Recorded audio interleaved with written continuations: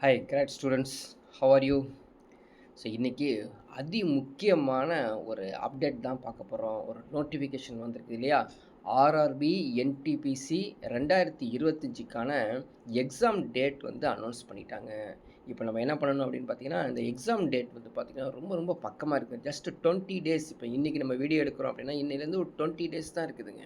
இந்த 20 டேஸில் எப்படி என்ன படிக்கிறது, ஈஸியாக எப்படி பாஸ் ஆகுறது, இதை மட்டும்தான் ஒரு 20 டேஸ் நம்ம பார்க்க போகிறோம். இது முக்கியமான அப்டேட்டு.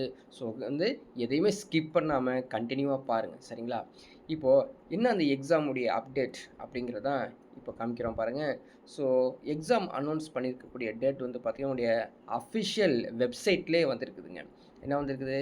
ஜூன் 5, இல்லைங்களா? June 5 2025லேருந்து 23 June 2025. So 15 days computer based examinations இல்லையா? பேப்பர் பேஸ்டு கிடையாது, கம்ப்யூட்டர் பேஸ்டு எக்ஸாமினேஷன்ஸ் வந்து டேட் வந்து அனௌன்ஸ் பண்ணிட்டாங்க. ஸோ ஹால் டிக்கெட்ஸ்லாம் உங்களுக்கு வந்திருக்கும், கூடிய சீக்கிரத்தில் வந்துடும். அதை டவுன்லோட் பண்ணிவிட்டு அதுக்கான பிளேசஸ் போகிறதுக்காக நீங்கள் வந்து பிளான் பண்ணி வச்சுக்கணும், ஓகேங்களா? ஸோ இது போல் ஒரு அப்டேட் நீங்கள் வரத்துக்கு கண்டிப்பாக என்ன பண்ணணும் அப்படின்னு பார்த்தீங்கன்னா, சப்ஸ்கிரைப் பண்ணியிருக்கணும் நம்முடைய யூடியூப் சேனலை. அதே மாதிரி வந்து மற்ற ஸ்டூடெண்ட்ஸ்க்கும் நீங்கள் வந்து ஷேர் பண்ணி லைக் பண்ணணும், சரிங்களா? ஓகே, நம்ம அப்டேட்குள்ளே போகலாம்.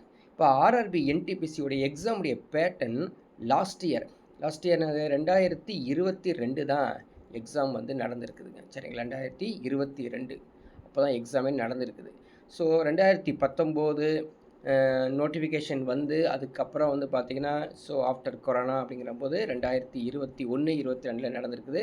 ஸோ ஆர்ஆர்பி என்டிபிசியோடைய எக்ஸாம் பேட்டர்ன், அந்த இயருக்குரிய எக்ஸாம் பேட்டர்ன் நம்ம எடுத்து வச்சுருக்கோம். ஸோ சிபிடி 1 ஃபஸ்ட்டு பாருங்கள். ஜென்ரல் அவேர்னஸ் அப்படின்னு கூட, ஜென்ரல் அவேர்னஸ் என்ன வரும் அப்படின்னு பார்த்தீங்கன்னா, சயின்ஸு, சோசியல் சயின்ஸு, சரிங்களா? அப்புறம் வந்து கரண்ட் அஃபேர்ஸ், இந்த 3 பார்ட்டு உள்ளே வரும். ஸோ நம்ம எப்படி இது படிக்கணும் அப்படின்னு பார்த்தீங்கன்னா, கண்டிப்பாக வந்து 6th to 10th standard. So தேவைப்பட்டால் நீங்கள் ஃப்ரீயாக இருந்தீங்கன்னா +1 +2 கூட டச் பண்ணிக்கங்க, ஓகேங்களா? என்ன படிக்கணும்னா டேரெக்டாக என்சிஆர்டி புக்கு போயிருங்க. ஸோ என்சிஆர்டி புக்கு டேரெக்டாகவே போயிருங்க. இப்போ 20 டேஸ்க்கு தான் இருக்குது. என்சிஆர்டி புக்கை வந்து நேரடியாக படிக்க ஆரம்பிச்சிருங்க.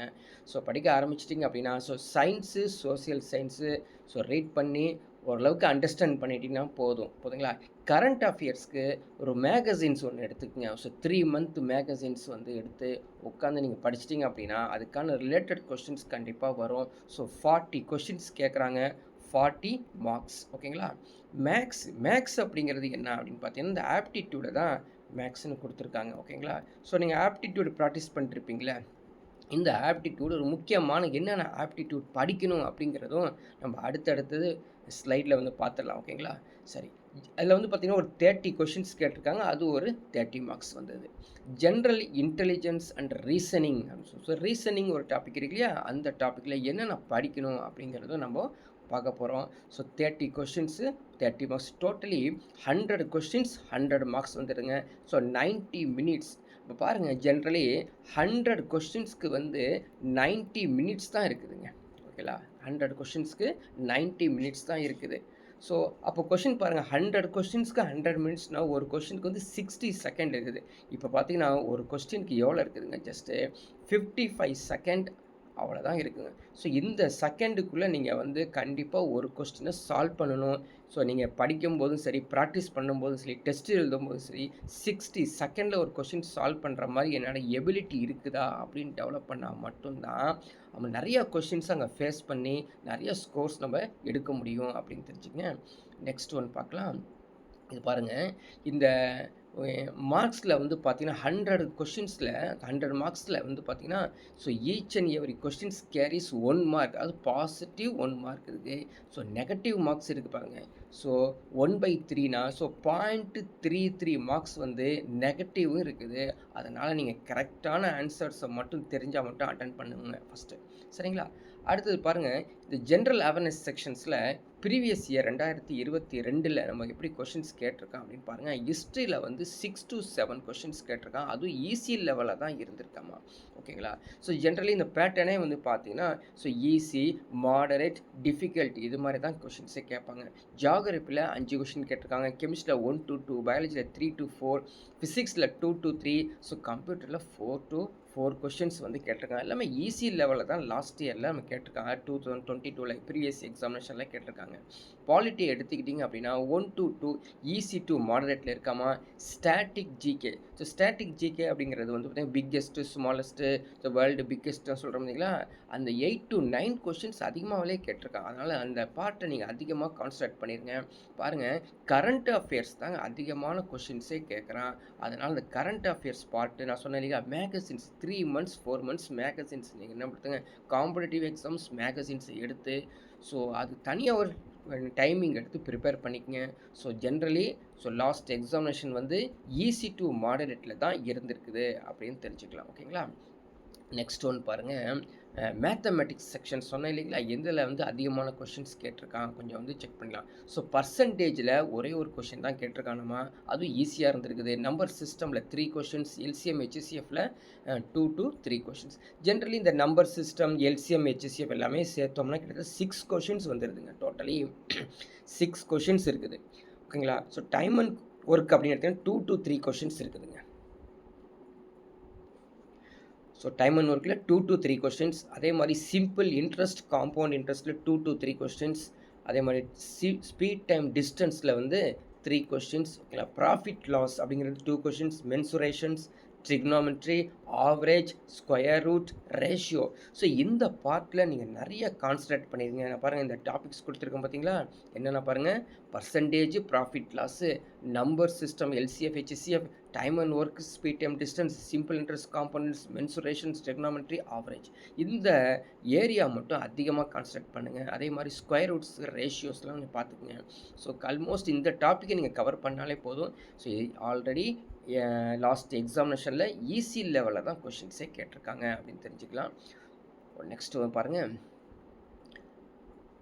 General intelligence reasoning. ஸோ ரீசனிங்கில் என்னென்ன கேட்டிருக்காங்க பாருங்கள், பசில்ஸ் கேட்டிருக்காங்க. ஸோ பசில்ஸில் வந்து பார்த்திங்கன்னா இந்த sitting arrangements, direction sense, blood relations எல்லாமே இந்த பசில்ஸில் 3 கொஷின்ஸ். அது ஈஸியாக தான் கேட்டிருக்காமா. சிலோஜிசம் கண்டிப்பாக இருக்கும், அது ஈஸியாக நம்ம படிச்சிடலாம். அது syllogism, Venn diagram almost same topic தான். கிட்டத்தட்ட பாருங்கள் 6 கொஷின்ஸ் வந்து கேட்டிருக்கான். Sentence arrangements, statement assumption, statement conclusion, alpha numeric series எல்லாமே வந்து ஈஸி டு மாடரேட் லெவலில் தான் இருந்திருக்குது. ஓகேங்களா. அது இல்லாமல் பாருங்கள், அனாலஜி வந்துருக்குது. மேத்தமெட்டிக்கல் ஆப்ரேஷனில் 3 கொஷின்ஸ் கேட்டிருக்காங்க, கொஞ்சம் கான்சன்ட்ரேட் பண்ணிங்க. ஸோ டேரக்ஷன் சென்ஸ் சொன்னீங்க, டேரக்ஷன் சென்ஸ், பிளட் ரிலேஷன்ஸு, இதிலே வந்து பார்த்தீங்கன்னா கோடட் ரிலேஷன்ஸ் சொல்லி ஒன்று இருக்குது, அது கேட்கக்கூட வாய்ப்பு இருக்குது. சரிங்களா. கோடட் ரிலேஷன்ஸ் அப்படி இருக்குது. சரி, அதையும் படித்து வச்சுக்கோங்க. ஆட்மன் அவுட்டு தெரியும், seating arrangements, coding, decoding. So இந்த பர்டிகுலர் டாபிக்ஸை மட்டும் இப்போதைக்கு ஃபஸ்ட்டு லெவலில் ஒரு 10 to 15 டேஸில் படித்து ப்ராக்டிஸ் பண்ணி வச்சுக்கோங்க. ஓகேங்களா. ஸோ ப்ரீவியஸ் இயரில் ஈஸி டு மாடரேட்டில் கொஷின்ஸு கேட்டிருக்காங்க. ஸோ அடுத்தது நம்ம வந்து பார்த்தீங்கன்னா கட் ஆஃப் எப்படி இருக்குது already. So NTPC last examinations 2022ல் வந்து பார்த்தீங்கன்னா நீங்கள் இதெல்லாம் பார்க்காதீங்க, இதெல்லாம் பார்க்கவே கூடாது. சரிங்களா. நேராக நம்ம பார்க்கக்கூடிய பிளேஸே வந்து இங்கே தான். ஸோ 70 and above நீங்கள் ஸ்கோர் எடுக்கிற மாதிரி தான் டார்கெட்டை ஃபிக்ஸ் பண்ணி படிக்க ஆரம்பிக்கணும். நான் வந்து எஸ்சிங்க 50 எடுத்தால் போதும், எஸ்டிங்க 50 எடுத்தால் போதும், ஓபிசி 69 எடுத்தால் போதும் அப்படிலாம் நினைக்கவே கூடாது. ஸோ 70 and above இந்த லாஸ்ட் இயர் இருக்குதுங்க. சரிங்களா. ஸோ இதுவே ஒரு டார்கெட்டாகவே ஃபிக்ஸ் பண்ணிக்கங்க. ஸோ உங்களுடைய எய்ம் என்னவாக இருக்குன்னா நாட் 70, 75 and above அப்படின்னு சொல்லி நீங்கள் பிளான் பண்ணிக்கிட்டிங்கன்னா போதும். 75 மார்க் கண்டிப்பாக எடுத்தே ஆகணும் அப்படிங்கிறது இப்போ ஸ்டார்ட் பண்ணுங்கள். சரிங்களா. சப்போஸ் கட் ஆஃப் குறைய நமக்கு வந்து கவுன்சிலிங்கில் ஃபஸ்ட்டாக போகிறோம், நல்ல ஒரு போஸ்டிங்கை நம்ம எடுத்துக்க முடியும். ஓகேங்களா. ரைட். இந்த லாஸ்ட் இயர் 2022ல் அதாவது அட்டம்ப்ட் நீங்கள் வந்து அட்டென்ட் பண்ணணும்னு சொல்கிறீங்களா கொஷின்ஸு. இப்போ 30 கொஷின்ஸ் இருக்குது மேக்ஸில் அப்படின்னா 25 கொஸ்டின்ஸ் நீங்கள் ஈஸியாக அட்டென்ட் பண்ணி நீங்கள் வந்து குட் ஸ்கோர் பண்ண முடியும் அப்படின்னு கொடுத்துருக்காங்க. ஓகேங்களா. ஸோ அவேர்னஸ், ஜென்ரல் அவேர்னஸில் 40 கொஷின்ஸ் வந்து பார்த்திங்கன்னா 27 கொஸ்டின்ஸ். அதே மாதிரி ரீசனிங்கில் 25 கொஷின்ஸ். ஸோ நம்ம வந்து இப்போ பார்த்தோம்னா கிட்டத்தட்ட ஒரு 75, இதில் ஒரு 2 சேர்த்தோம்னா ஸோ 77 கொஸ்டின்ஸ் வந்து ஈஸியாக நீங்கள் அட்டென்ட் பண்ணி ஸ்கோர் பண்ண முடியும் அப்படிங்கிறதான் 2022 எக்ஸாமில் கொடுத்துருக்குது. இதை நீங்கள் வந்து கண்டிப்பாக மேக்ஸ்னால் 25 கொஷின் குறையாமல் அடிக்கணும். சரிங்களா. ரீசனிங்னாலும் 25 கொஷின் குறையாமல் அடிக்கணும். ஜென்ரல் அவேர்னஸ் கண்டிப்பாக 25 கொஷின். ஸோ 25 நான் சொன்னேன். அந்த 75 வந்துடுது பாருங்கள். ஸோ 75க்கு பிளான் பண்ணிவிட்டு நீங்கள் வந்து படிக்க ஆரம்பிக்கிறீங்க. ஸோ எக்காரணம் மட்டும் நம்ம வந்து நெகோஷியேட்டே பண்ணக்கூடாது. இந்த 75க்கு ஸோ கொஞ்சம் குறையணும் அப்படின்னு நினைக்கூடாது. 75 and above. Suppose cut off குறைஞ்சிச்சு அப்படின்னா கண்டிப்பாக நம்ம குவாலிஃபை ஆகிறது ரொம்ப ரொம்ப ஈஸியாக இருக்கும். ஸோ அதனால் நீங்கள் என்ன பண்ணுங்கள், தொடர்ந்து இந்த வீடியோவை பார்த்து சப்ஸ்கிரைப் பண்ணி வச்சுட்டு மற்ற ஸ்டூடெண்ட்ஸ்க்கு இது ஷேர் பண்ணுங்கள். சரிங்களா? ஸோ உங்களுக்கான எந்த ஒரு டவுட் இருந்தாலும் கமெண்ட் செக்ஷனில் சென்ட் பண்ணுங்கள். நெக்ஸ்ட்டு ஒரு அப்டேட்டில் பார்க்கலாம்.